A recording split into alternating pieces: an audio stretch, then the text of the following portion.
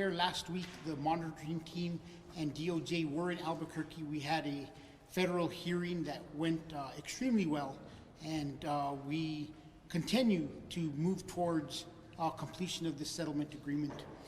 When I took over as chief of police, there a little over about 4.5 years ago, a little short of that, we were being monitored for, APD was being monitored for right around 255 paragraphs that were active in this settlement agreement. We are currently being monitored somewhere around 11, I think is the last number we got, but that is slated to possibly change January 31st when the next reporting period starts, and once the next monitoring report is out, we're anticipating will be anywhere from 5 to 7 paragraphs. With those 5 to 7 paragraphs, 3 periods into compliance, meaning that those remaining paragraphs only need one more monitoring period before also being dismissed from the case. So we are on pace to hopefully have this case dismissed next late summer, fall, which is a huge accomplishment for the police department.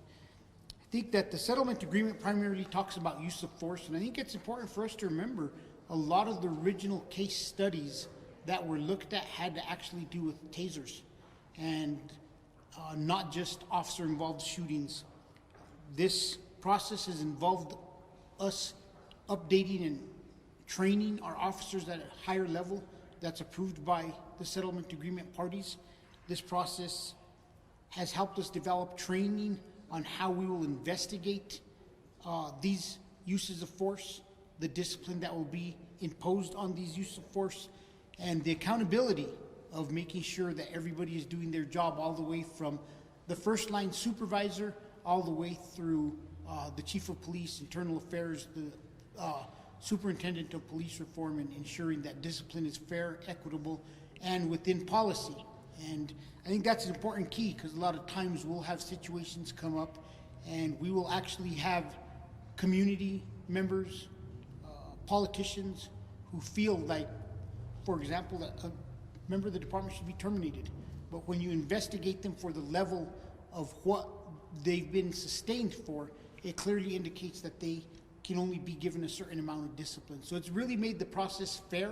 It's taken allowed discretion out that sometimes was abused, and it's important for us to recognize that. Improving the department was the overall goal of the settlement agreement, and I think that even during some of our most difficult incidents in recent past, officer-involved shootings, the one thing that I've always pointed to, that our officers are continually trying to de-escalate situations. They're showing empathy towards the individuals they're working with, compassion, and they're trying to do the right thing. Today is about us advancing and showing the advancements we do in training. Today you'll see some of the training we do at the reality-based training, how fluid it is, but also how relatable it is. A lot of the incidents we use to train our officers are actually incidents that have happened at APD that we modify, add another dimension to ensure that our officers are seeing everything that we could have done improved upon, or to change a scenario a little bit to tweak it, to ensure that our officers are reacting the same way when there is a change of something that they may be familiar with. You know, there's a lot of critics at times who question the training of the Albuquerque Police Department. And I think as you go through the training that is going to be showcased today, you see how we've utilized reality-based training. I challenge the media to find any other agency that has a facility, the reality-based training program we do, and provides their officers with a level of training related to incidents that have occurred within their own department. Every time I come out here, I'm impressed how our team is adapting, how they're finding different scenarios, how they're looking at incidents that we've dealt with in the past, and they're able to apply those to a training scenario so that we are able to provide our officers with the most updated, advanced type of training possible. So I know we'll take some quick questions based off of that first part of this, and then we're going to go into a classroom, then we're going to go do a scenario, and then Mayor Keller will have some closing remarks. Does anybody have any questions? Yes, sir. Briefly explain, when you say that the paragraphs, there's 250, now you're down to 11. Can you just briefly explain what a paragraph is? The settlement agreement was broken into sections, and each section had a number of paragraphs, and they dealt with different topics. One may be internal investigations, one may be use of force, one training, community engagement, and within each section there are several paragraphs that indicate, number one, a place where we needed to develop a policy. Number two, and that's primary compliance, which we met years ago. Number two, when that training was implemented and it was successfully given to all of the department, and that was secondary compliance, which we've met a while back. And the third and hardest level is where we show proficiency that the policy we've developed, trained, is actually being used by our officers in real time, and that is the process we're following. Once we've met all three compliance levels, we have to hold that compliance level for 24 months, 4 monitoring periods. So the vast majority of these paragraphs have already been, of the 255, all but 11 have already gone through 24 months or 4 monitoring periods where they're dismissed from the settlement agreement at a certain time. So we will be proposing another big dismissal of paragraphs in the near future. I think we're somewhere about 60, I have Jason here, somewhere in the 60 percentile that they've actually been dismissed. They're no longer even available for the courts to discuss.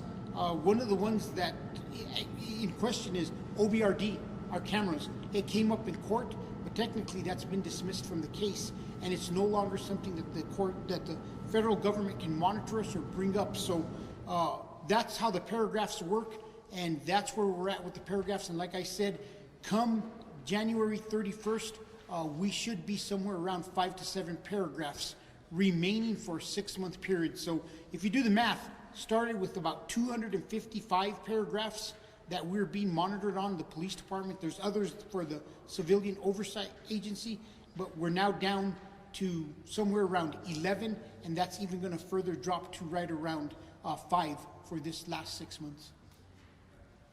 Yes, Nick?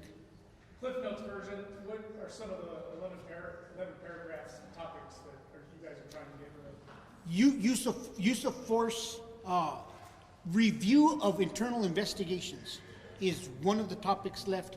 Our PIMS process is one of the topics left, and Force Review Board rounds out basically what's left. Yes, sir. Can you give us a brief explanation of like the demonstrations that you're going to take us through? You know what? We're going to go through a variety of scenarios that are based on our training, and the big thing to see is like you're going to recognize the overall concept of some of these scenarios. They're actually incidents our officers have been through where we've changed things a little bit to get them to deal with individuals. I went through RBT earlier this year, and one of the scenarios was an individual standing there threatening suicide with a firearm. And obviously we've all seen that before over the past year with our department having to deal with those situations. So we're putting it real life with our officers, for example. But I don't want to give you too much insight into what they are, but one of them is also going to be a drill that we've developed that you will see how officers have to make a quick transition from one tool to another tool, and the person may present a different threat to different officers. So our officers can't tell the next person, go in there, do this, this, and this, because it obviously can change from scenario to scenario, so it's hard for them to anticipate making a decision without actually observing and making the decision of the force used based off of the observation. Any other questions? Yeah, I just wanted to see if you could talk a little bit more about what the culture of the department was like 4 years ago before the Fed stepped in versus what it is now 4 years later, and just some of the big differences you've seen with officers. We're actually going to go back beyond that. We're going to go back to the period of time that got us in trouble, 2010, 11, 12. If you look at a lot of our officer-involved shootings, I mean, we had shootings where we shot people from the top of a roof truck, top into the cab of the truck. We had shootings where, tasings, where we tased individuals on elevated platforms. We had uses of force where we didn't have the right resources out there from the beginning, and we escalated them to different points in time. We've had the same. We had individuals threatening suicide and us having to deal with those individuals. And a lot of times, a lot of the issues that the Department of Justice had with us was the review and the accountability towards those officers who were involved in those situations. And did we de-escalate or did we advance the problem? So some of the big changes I see now is we have lethal, less lethal negotiating officers on every call, a force array.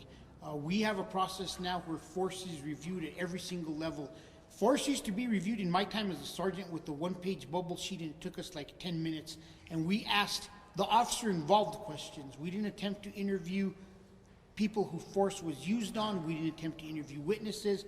Hey, officer, tell me what you did and what happened and why you did it. And basically that was how we based it. So there's been a lot of changes to this process. And I think the mayor's here. Mayor, did you want to go now or ready? So I'm going to turn it over to the mayor. He'll talk a little bit about why we're here and give an update on his side. And then we will walk through the scenarios and we'll take questions at the end. Thanks.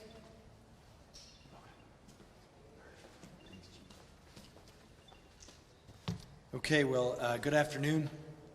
And, you know, for us, as we've stated, we're just wrapping up our last session with the independent monitor that we just had in terms of the settlement agreement, otherwise known as the CASA.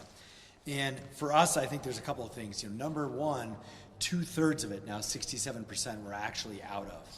That is incredible when you consider where we were at about 3 years ago. And I just want to acknowledge a couple of different groups of folks who've made that happen. You know, first and foremost, this change is real in that the officers bear the burden of that change, and they have embraced it.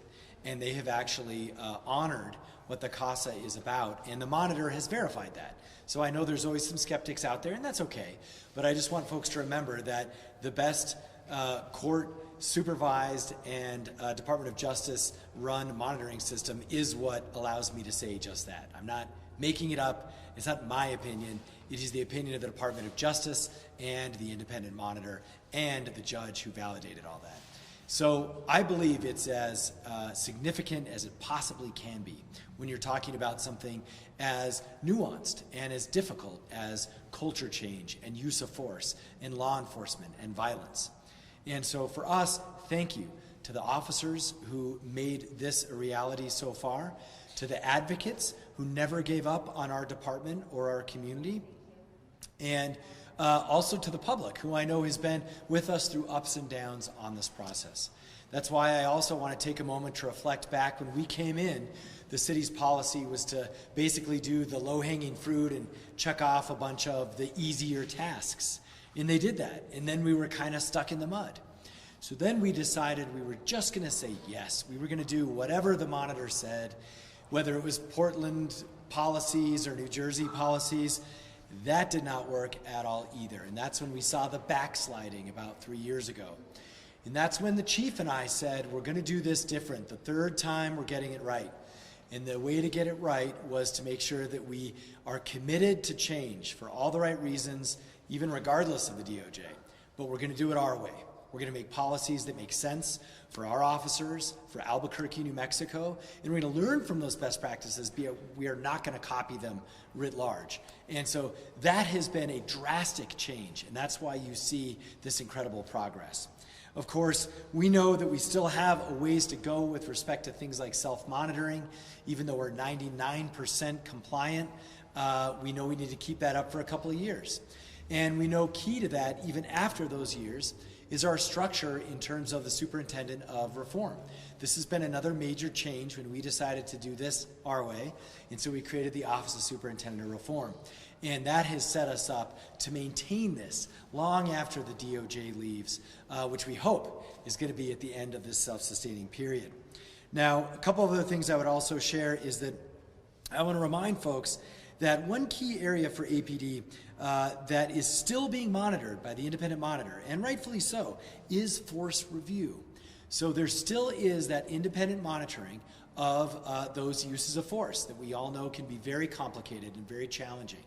And so we do have that independent pair of eyes, and that through the court hearing process, that transparency on that particular piece of the reform process.